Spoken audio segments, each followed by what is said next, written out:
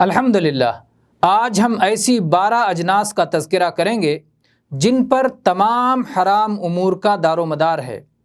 انبیاء و رسل علیہم السلام کے پیروکاروں کے سوا ساری دنیا انہی حرام کاریوں میں مبتلا ہے۔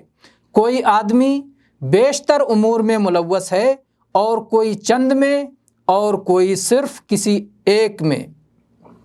کسی کو اپنے ارتکاب حرام کا علم ہے اور کوئی بے خبر اور جاہل ہے۔ ان سے نجات پانے کے لیے ان کی معرفت اور اس کے بعد ان کو چھوڑ کر ان سے خالص توبہ کرنا ضروری ہے۔ یہ 12 چیزیں اس طرح ہیں۔